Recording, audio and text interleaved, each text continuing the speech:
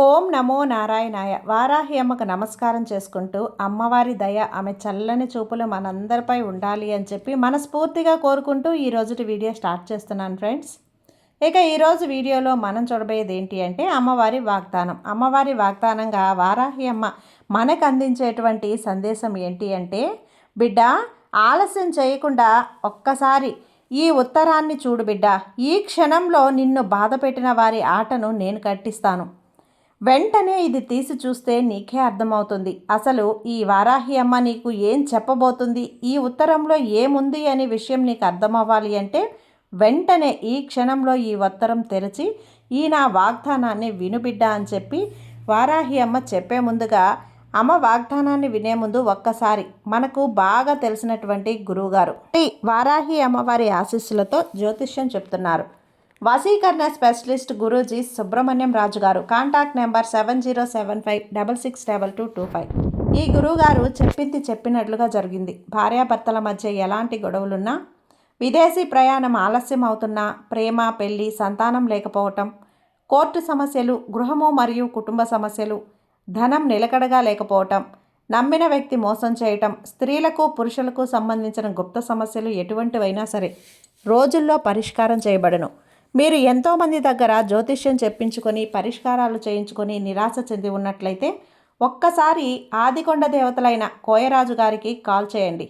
కోయ గురూజీ గారు కొండదేవత పూజారి సుబ్రహ్మణ్యం రాజు గారు. Contact number 7075662225. ఈ గురువుగారు చెప్పింది చెప్పినట్లుగా జరిగిందండి. మా జీవితంలో కూడా ఎన్నో మార్పులు జరిగాయి. అందుకే నమ్మకంగా చెప్తున్నాను. జై వారాహి అమ్మ.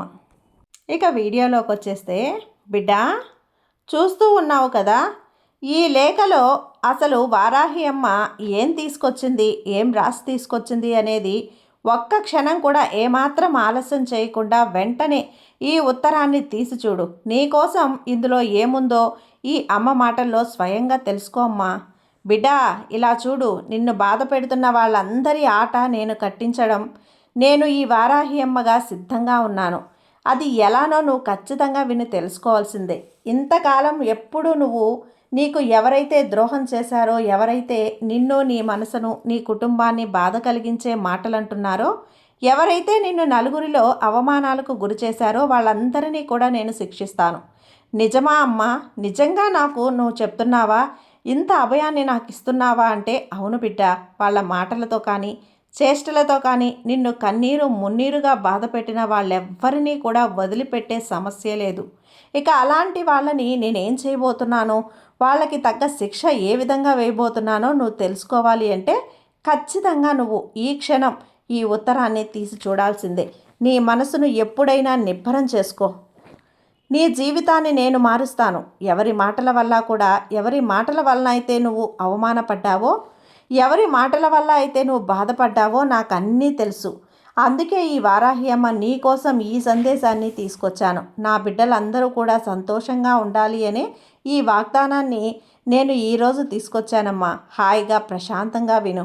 ఇది వింటే చాలు, నీ మనసులో ఉన్న బాధ, కంగారు అన్నీ కూడా ముందుకొచ్చేస్తాయి. ఇక నీకు దిగులెందుకు చెప్పు, కంగారు పడకు.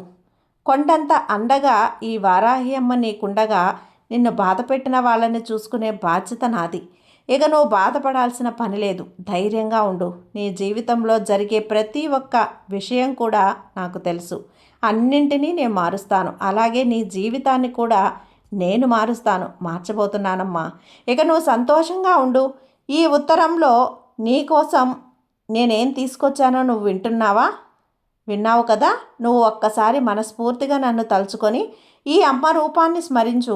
ఇక నేనిస్తున్న ఈ సందేశం నువ్వు వింటున్నావు అంటే అన్నీ నాకు తెలుస్తాయి. చూడు బిడ్డ, నీ మనసులో ఉన్న బాధ అంతా ఇంత కాదు, మొత్తం నాకు అప్పగించు. నీ మనసంతా కూడా నీ సాయి రూపాన్ని నింపుకో. నీ జీవితంలో కొన్ని సంఘటనలు జరుగుతూ ఉన్నాయి.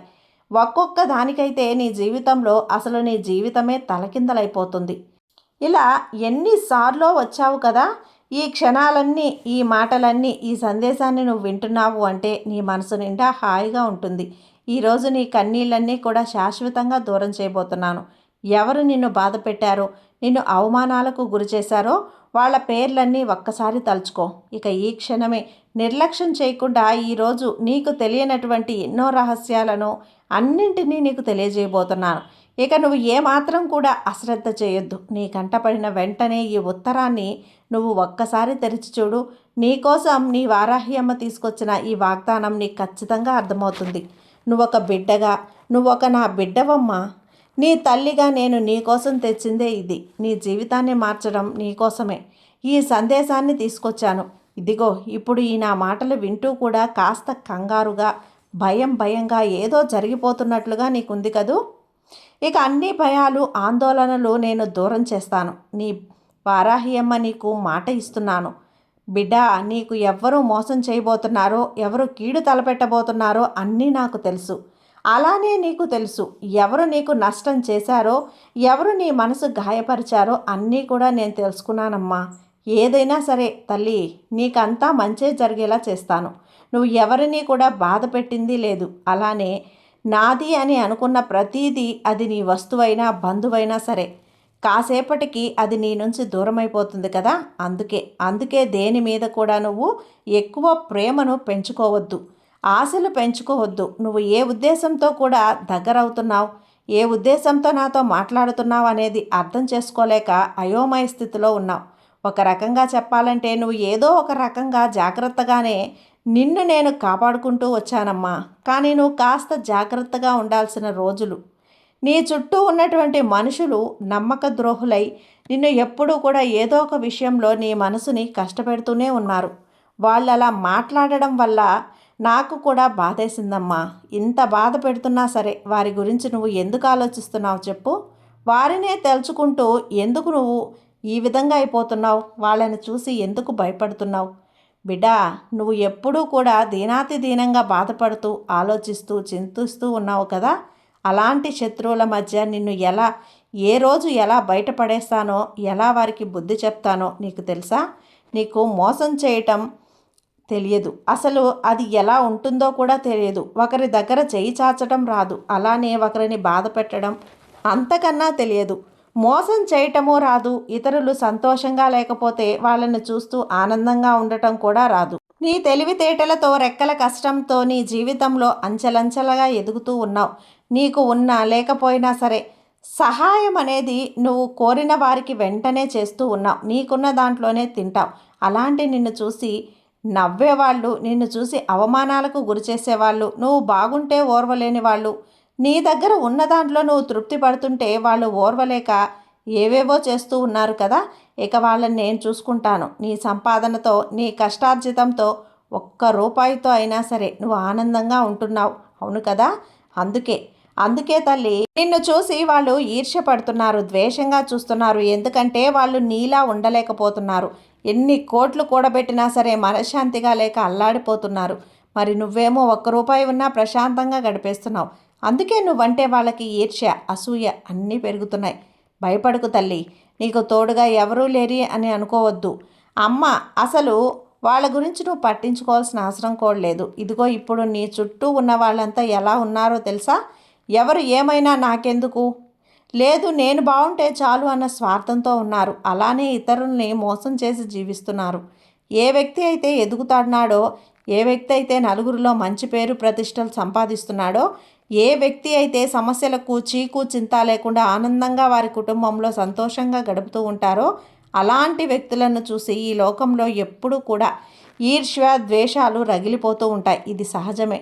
కాబట్టి నువ్వు భయపడకు. బిడ్డలు ఎప్పుడూ కూడా ఎవరికి అన్యాయం అనేది తలపెట్టలేరు, ఎవరికి కూడా కీడు చేయలేరు, హాని తలపెట్టలేరు. అందరూ బాగుండాలి, అందులో నేను ఉండాలి అని బాబాని ప్రతిరోజు నమ్మే భక్తులు నా ప్రార్థనలు పెట్టేవారు నా దగ్గర. అనవసరంగా ఎవరితోనూ వాదనలు పెట్టుకోరు.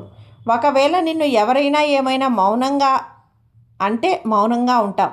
నీ దగ్గరికి సాయం కోరి వచ్చిన వాళ్ళకి పరుగున వెళ్ళి నా బిడ్డలు సహాయం చేస్తూ ఉంటారు. అలాంటి నా బిడ్డలకి మంచి జీవితాన్ని ఇవ్వకుండా నేను ఎలా ఉంటాను? ఎందుకు మౌనంగా ఉంటాను?